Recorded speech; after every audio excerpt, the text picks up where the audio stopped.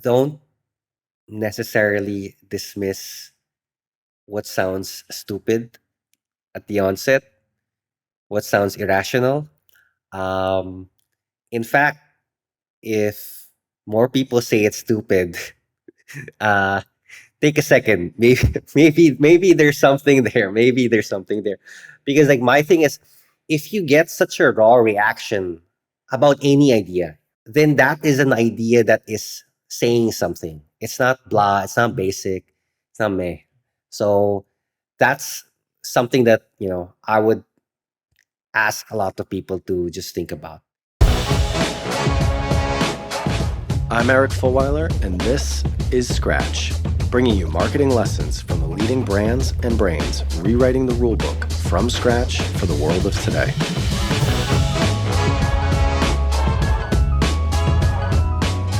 Hey everyone, my guest today, Delbert Ty. He is the Chief Marketing Officer of Coffee Meets Bagel. If you haven't heard of Coffee Meets Bagel, it is an online dating app. So it's in that whole space with Tinder and Match.com and Hinge. And we have a really good conversation towards the end about how he's thinking about differentiating the Coffee Meets Bagel brand in a very crowded space.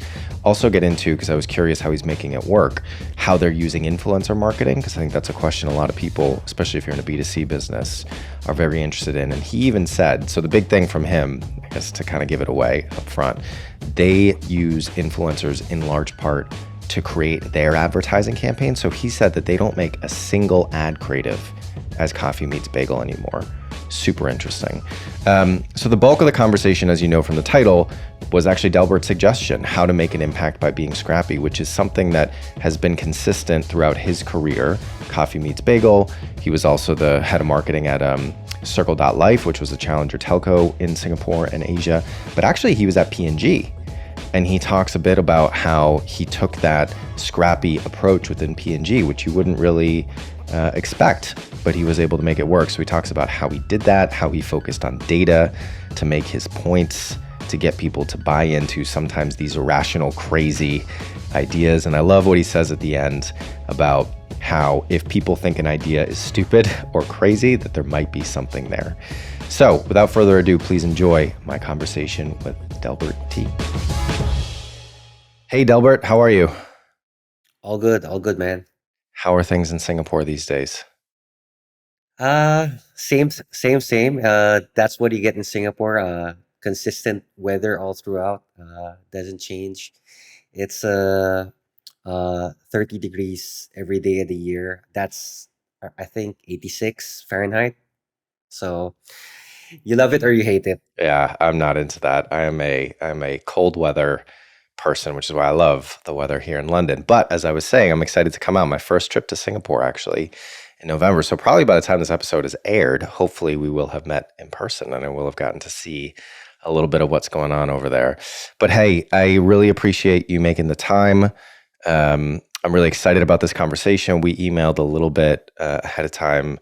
You're much more prepared than a lot of guests on here. I'll say it that way. But I really liked the topic that you came up with. So I'm just going to go straight into that. Well, sorry, I forgot the icebreaker question. First, tell us about a brand that you are obsessed with right now and why.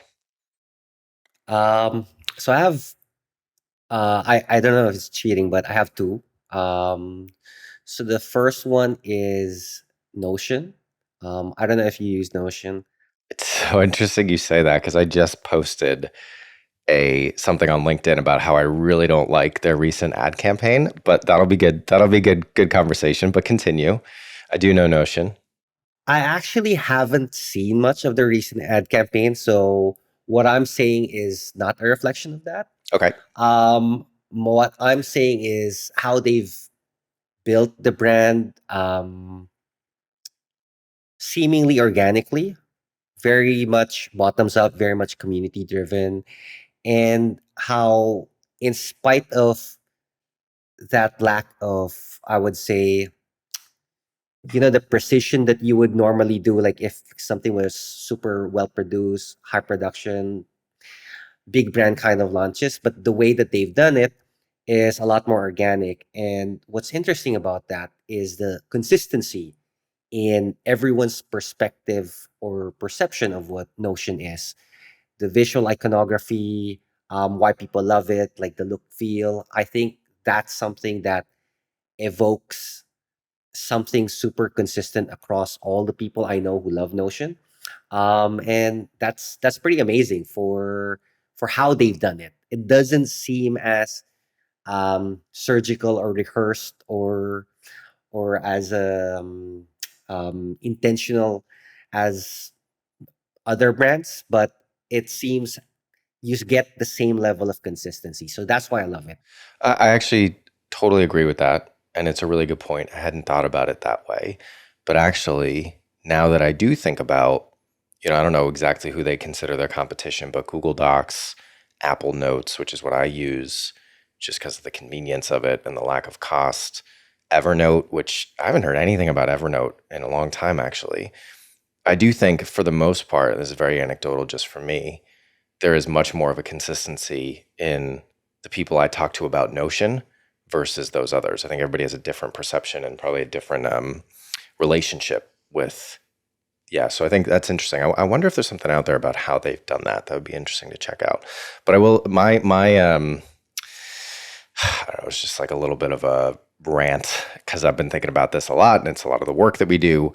The recent campaign that they've launched, at least here in London, it's an out-of-home campaign. I'm sure there's other channels that they're on as well, but that's the one that I saw on the tube. And it was just a picture of someone looking happy in front of their computer, and it had all the icons from Notion. And then it said in big, bold font, "For life's work." And I was kind of like, okay, I get what you're trying to say. Like, you can do all your stuff here, but how does that differentiate them from all of the other note-taking apps? Like, you can do all of that stuff anywhere else. And so I feel like, and it was interesting posting it on LinkedIn because there was a good debate about it. A lot of people really like it. But I think that they kind of stopped halfway in the brief in developing the strategy. They got to this point of, okay, well, everybody can do anything they want. It's for professional, it's for personal, it's for hobbies, it's for whatever. And I think they should have pushed it further to actually say, okay, that's what we can do. But then, and this is kind of our methodology about building brands, then you need to contrast that and find the white space between what you do and what your competition does. So that was my beef with at least the marketing, but I totally agree with you about the product and the brand. I see what you mean. I think I've seen some of the people I follow on Twitter share some of that, and they love it. And I think you have to judge it based on the brief. If the brief was, hey, let's make something that will make our users um or will give a smile to our users because they know it's one of those, if you know, like, then spot on. Like, it affirms how people who already use Notion like feel about it. But that kind of, I don't know if that makes sense purely from an ROI perspective, because if you spend this much money, you want to get new users, all of those things, right? So that part I have to think about, like, what was the strategy, what was the intent. If the strategy was just that, just making them happy, giving them something to, feel nice about, then yeah, I guess that's good. Then that's very charitable of them, I have to say. All right, so what's your second brand? Second brand is like the opposite, wherein it's surgical precision. It's Polestar. Yeah. I saw my first Polestar car on the street outside my house. So I actually know very little about the business and the brand, so I'd love to hear you elaborate on that. Yeah, so Polestar was basically originally Volvo's performance brand. So a lot of the car manufacturers, they have a performance sub brand, wherein that's where they kind of put the latest and greatest stuff, push the boundaries, and they eventually spun that off into its own company to be the electric only car company. So so Polestar right now is technically its own company, but its Volvo roots are everywhere. So if you look at the car, the styling, even the interiors, it's very much Volvo. But the way that they've built the brand Polestar, I haven't seen a brand been built with that much surgical intentionality as this. Like if like their brand books are winning awards, the way they have look and feel consistent across their stores, which they call spaces. It's called Polestar spaces. They don't call them stores, it's spaces. And then um, all the personnel in the space, they wear the same thing. It's kind of like almost like how Apple branded their Genius bar, wherein the geniuses kind of wear the same thing. It's super duper consistent. All the way to their merch, everything feels really premium. And they sum it up nicely with three words: pure progressive performance. So that's how they kind of sum up the brand, which I love the simplicity of it and the like. Again, like I use the word surgical because that's how it feels like when you see all the assets come together. It's wow, like it's a work of art. I'm definitely gonna have to check that out. Um, and yeah, I knew that about Volvo, and that was kind of its heritage and where it came from. But I definitely want to dig into that because I think that's really interesting. And it seems like part of that, to our point about differentiation, which I know we're going to talk about with your current role in the sector that you're in, it does seem like part of that is to differentiate from Tesla, right? Like the leading challenger in the category, or now the incumbent for electric vehicles. That's cool. Great answers. All right. So, as I teased briefly, we have already aligned on kind of what the thesis, probably even the title of this episode is going to be, and that is how to make an impact by being scrappy. So, you kind of cut your teeth, came up through the ranks at P&G, big brand, incumbent marketing organization, marketing led organization. So, I'd love to hear a little bit about that. And then I think a lot of it, and where you really made your mark, and I've seen some of the work that you and the team did, and I think it's really exciting, was at Circles.life, challenger telco in Singapore. And now it's 6-8 months in at Coffee Meets Bagel. So why don't we just start there? So maybe tell us like a little bit about your career and how you developed this focus on an ability to make an impact by being scrappy. And I guess kind of what I'm getting at is, I would imagine, and this is, as I was saying before we press record, one of the red threads throughout a lot of these scratch episodes, and what we're really trying to get at and understand as a business, is the difference between how incumbents market and challengers market. And I think your background, P&G to Circles.life, I would imagine that there was a contrast there. So I'd be curious how making an impact by being scrappy, how that came to be something that you're really passionate about and clearly very good at. Yeah, so I guess, one thing about me is I like doing things, or like rolling up my sleeves and getting my hands dirty. Like I like getting into the thick of things. And when I was in P&G, I was, one of the things I was quite fortunate with was I was working on one of the biggest brands, Tide. It's a laundry detergent. It's the biggest laundry detergent arguably in the world. And despite its size and obvious political impact within P&G, because everyone wants to, have a piece of it. I was fortunate enough to do a lot of scrappy things, even in P&G, wherein get involved with packaging, um, demo creation, a lot of those things which wouldn't normally be part of the job description, but because I like getting involved and really rolling up my sleeves, um, it was something I enjoyed. Like one of the things I remembered back in P&G, and again, like imagine fresh grad and growing up in the Philippines, I never did my laundry, so I had no idea how laundry is done. One of the things I did to really immerse myself was literally spend hours with moms, random moms. Like we recruit through consumer research companies, and just sitting next to the mom and understanding why they did certain things, why they scrub this way, why they scrub that way, why they soak this long, like ask all the dumb questions. And that gave me a lot of insight as to, what actually made sense for them, how their minds thought. And so I could apply those things into the things that I was working on, whether it's a demo. How do you show the Tide is better than the other brand? How do you show differentiation? All of those things.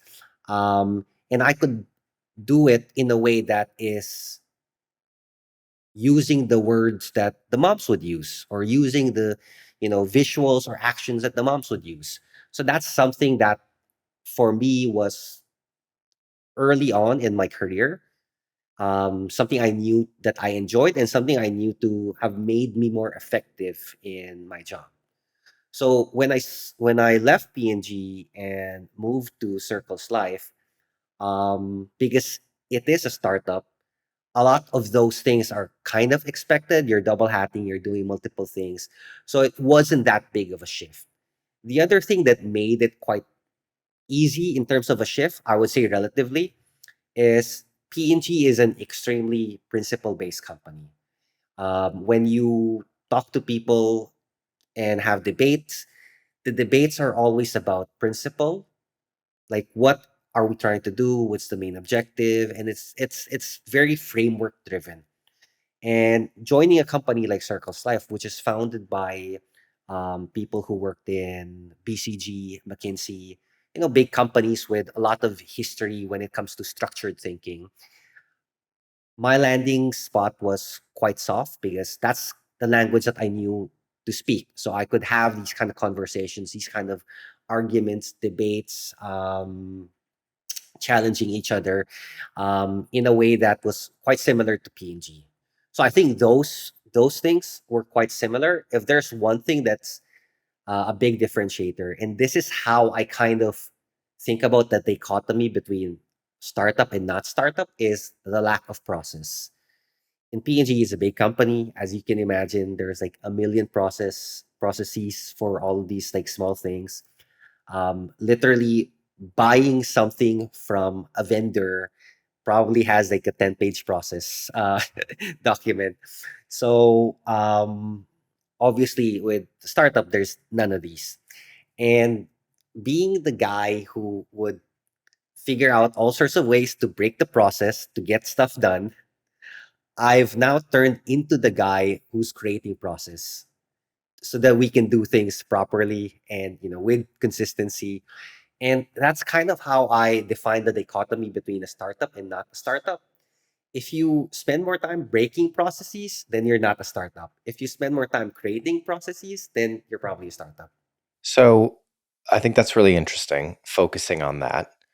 Um, but actually want to ask. So I think, as you described your role and how you approach things at P&G, there's a lot of people that try to come in, disrupt process, do things differently, shake things up, and it doesn't work out. Like that is the vast majority for sure. So how did you make it work? I mean, you were there for what, 7, 8 years. How were you able to bring that type of approach, be scrappy, do impactful work, clearly, speak the language and work within the system, but also push them to think and act kind of more like a challenger in a way? I think the foundation is always knowledge, data. And one of the things that I did in PNG was really get into the weeds of the data. There's this extremely archaic tool that PNG used back then. I don't know if they still use it now. I hope not. It's called Desktop Reporter, and most people um, probably have not heard of this tool, but it's a way for you to get into the raw consumer data, do pivots, do all of these things so that you get some kind of understanding and insight. And the way PNG works is there's like the number one rule is whomever has more data wins the argument. Like that's the number one rule. So in my case, whenever I wanted to push for something, I knew how to win the argument by having the data. If I didn't have the data, then I have no right. Like, in fact, one of the things I remember was being the pitch of the marketing director who hired me on P&G.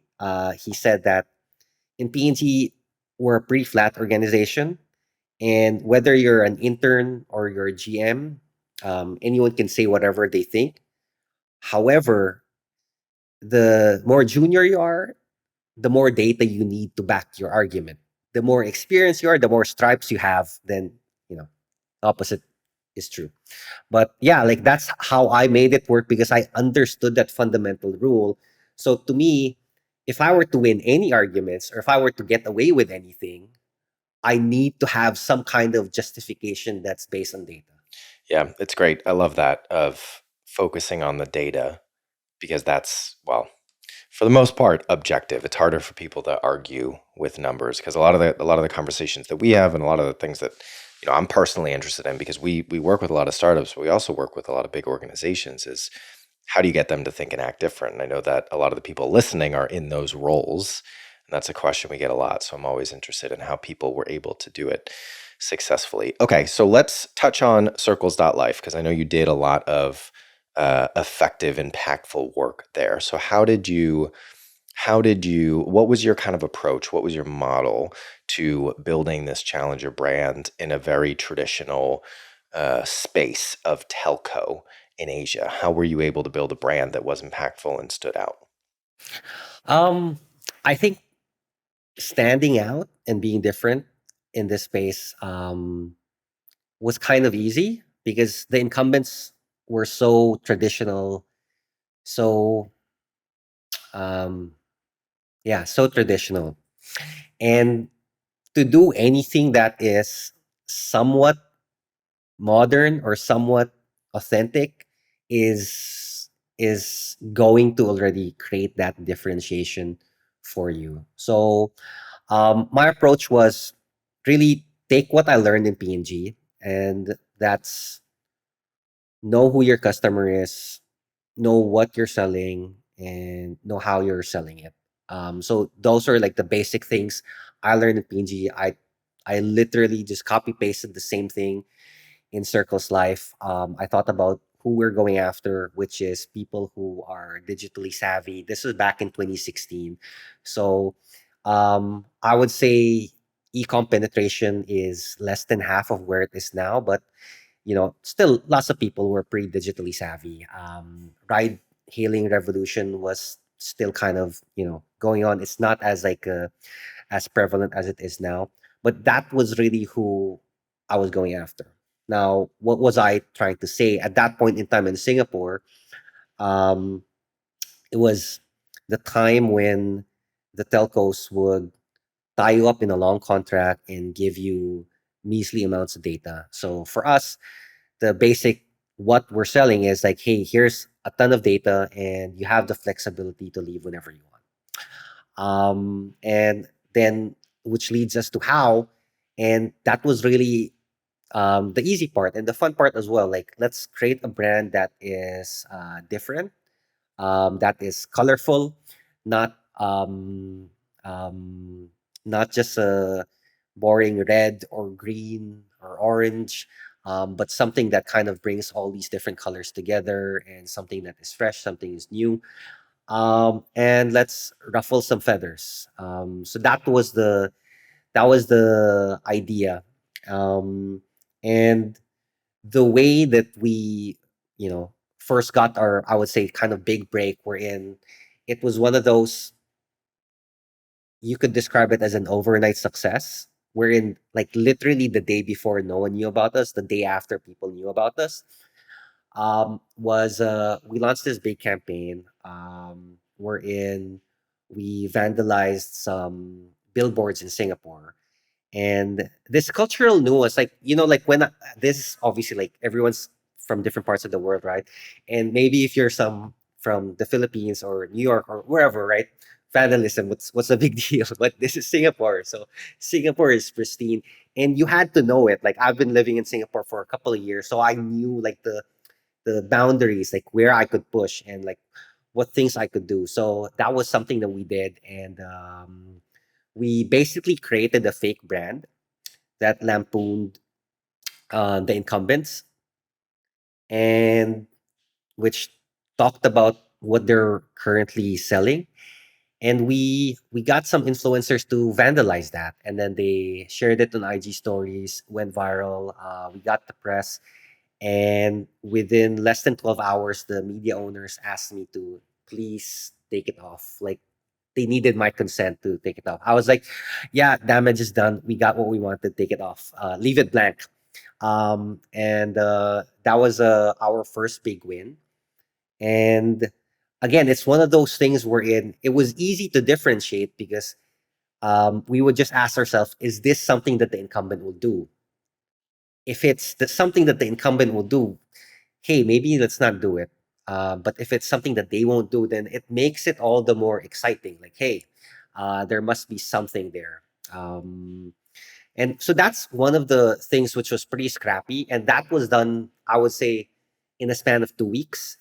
It was me and the team. We were in a small office, and we were thinking of how to kind of really make a big mark on this campaign instead of just spending a ton of money. Like, how can we make this really pop? And we were brainstorming, and one of the seeds of that idea is actually another thing I took from P&G. And it's so funny, like how many things I was able to take from my experience in P&G and apply in a new context. So the other brand I was working on while I was in P&G was Pantene. And Pantene has this campaign concept that they've done multiple times over in different parts of the world. They call it mystery reveal, wherein um, the whole campaign goes wherein they'll show a mystery shampoo brand wherein like 9 out of 10 women have tried this mystery shampoo brand and they say it's amazing. Who could it be?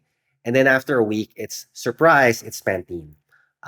So they do that, and it's pretty effective and a lot more sophisticated than how I voiced it out. But um, so I took that kind of same basic concept and applied that here, wherein the mystery is this fake brand, and then the reveal was like it was all Circle's life all along. So that's something that was like really really fun to have done. So I had a question in my brief, and I wasn't sure where I was going to slot it in, but I think I'm going to do it here. So in your LinkedIn bio, you have something about you and your approach to work that is growth through irrationally rational ideas. So I'd love for you to expand on what that means, because it's certainly the first time I've seen it, and how that ties to the billboard vandalism campaign, the big reveal. How has that kind of guided you? It must be important if it's something that you put as kind of a descriptor of who you are as a marketer. Yeah, so it's how I articulate things which are not obvious or not intuitive on the onset, but actually make sense like if you in hindsight. So um take the example of the vandalism thing. If imagine me going up to the founder and say, "Hey, let's spend 20 grand on a fake brand and I'm going to vandalize it." Um so that definitely doesn't sound like a great idea, but in the context of what we were trying to do, it makes sense. So that's what I meant by it's irrational on the onset, but when you kind of put it in the context of what you're trying to do, it makes sense. A similar example I had was in Taiwan. We we again, like we had a similar thing in Taiwan wherein we wanted to break people free from contracts because Taiwan had one of the longest telco contracts in the world, like up to 3 years. And so what we wanted to do was, you know what, show us your telco contract bill and we'll pay you the money. I'll give you actual cash. Here's the actual cash so you can break free from your contract. Whether you join us, sign up for another contract, up to you. Your choice, freedom. So that was the whole thing. And when we did that, it was quite exciting because like the night before, a line had already formed in the event venue. And um, I didn't budget a lot of money to give away. You know, we don't have lots of money, so it was like I think we gave away. Um, 20,000 USD.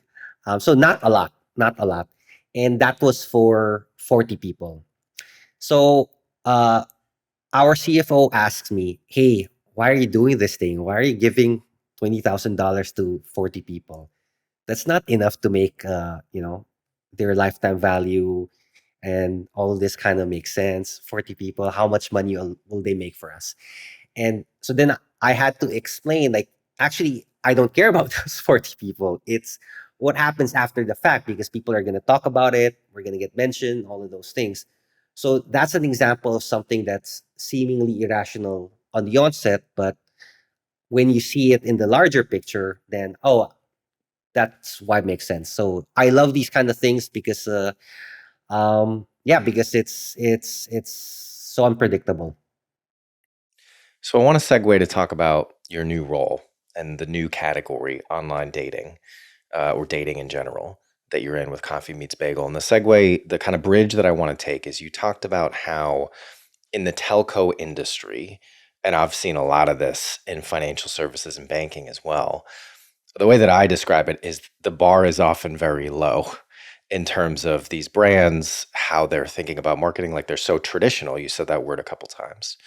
So now moving into a category that has a lot of challengers, has a lot of kind of buzzy brands that are doing viral, exciting challenger type things.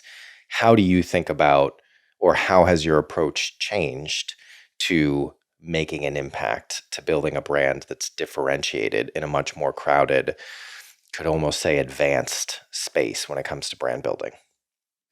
Um, so again, like, this is something for me that um is pretty straightforward, because if I think about CMB and how the founders of CMB built the brand, um, has been extremely consistent and already quite differentiated when I kind of came on, and the positioning where CMB sits and how it's different is they're all about serious relationships, while the other brands, like if you think about the big brands, like let's say Tinder is, for fun, casual, meet new people kind of thing. Um, Bumble is kind of the same. And if you think about the space globally, you'd be hard pressed to find some another brand that is really doubling down on serious relationships. Globally, I can think of, there's a um, two brands in Japan, but they're very focused on Japan. They're not expanded globally. Um, Hinge, kind of, but a little bit more serious. But like for CMB, like the way we think about it, it's like, hey, it's really the real deal, serious. Like people on CMB are there looking to find someone who they can be with, for the long haul. Um, and that's the differentiation. And if you think about it, it kind of makes sense why most brands are not in that space, or there's not a lot of players in that space, because it's a monetization thing. Like the traditional way of thinking about this space is, hey, you want to keep them coming back so that you can keep them, paying you, right? And if you get them the love of their life, they turn out they're not going to pay you any more money, right? So, like, that's my logic why I think the space has evolved in this way, wherein you have lots and lots of players in this kind of casual space, and very, very few in this like really serious kind of relationship space. And the only other brands that really play in this space are either for older people or more traditional matchmaking services. So I feel that the space that CMB is in is um, is quite differentiated enough that we can do things that really build the brand there. So, what are you most excited about right now? Because you're, 6 months in, so you've gotten situated. I know a lot of the team is in the US, so there's kind of been the time zones, remote work thing to adapt to. But let's say you're kind of mostly up to speed and settled in right now. You must kind of have, particularly as we look at closing out this year, going into next year, a bit of a roadmap. And I'm sure, knowing a little bit about you now, some big ideas of what you want to do and try to make a splash, make an impact by being scrappy. To the extent that you can share, what are you most excited about over the next 12 to 18 months at CMB? Um, I think the thing that I'm most excited about, like in the next 6 to 8 months, is how a lot of the foundational work that we're doing now can help us in that scale up period. So how can we amplify the existing organic growth? Because one of the things that I'm very fortunate to inherit in CMB is CMB is growing organically in lots of places. I don't need to lift a finger. Like some influencer will, mention us, and then I just see a spike, and then, you know, job well done. Um, but so that gives us a lot of space to do a lot of foundational things, and I'll share some of that. So I talked about the brand and how the brand is fairly consistent. But one thing I did want to kind of ensure is, how do you take that consistency to that surgical level, almost like the Polestar level, if that's the aspiration, right? Like, how do we make sure that everyone who's describing us is using the same words, whether it's internal, external? How do we make sure that all the things that we do are directly or indirectly related to that space? So for us, like it's it's really centering that, and that allows us to do more impactful activities, creatives later on, and that's something that I'm excited about. So that's something that the team is working on. The other stuff, and I would say this is, I guess, maybe most marketers would find boring, but I find it fun as well, is a lot of the low hanging fruits and experiments that we're doing right now, really understanding how to best create value for the right user. And when I say create value, it's really presenting them the offer, or presenting them the opportunity to upgrade to a different kind of subscription. All of these kind of things that um, are still yet to be tapped, that we can definitely leverage a lot more of, and that translates into growth, revenue, and success for the team. So that's something I'm super excited about, because those things compound when you put more money in, when you scale things up. Those things that we're doing now are compounding. So that's something I'm super excited about. I'd be curious just because you brought it up, and I'm always interested because I think it's, while it's been around for a while, it's still such an early evolving space. Influencer marketing must be a big part of what you're doing with a business like this. You mentioned kind of the earned media of people just talking about it, word of mouth, let's call it. But when it comes to paid or organic influencer engagement and scaling that, how are you approaching that and how are you making it work? So the way that we're doing it now is, we're not working with the big ones.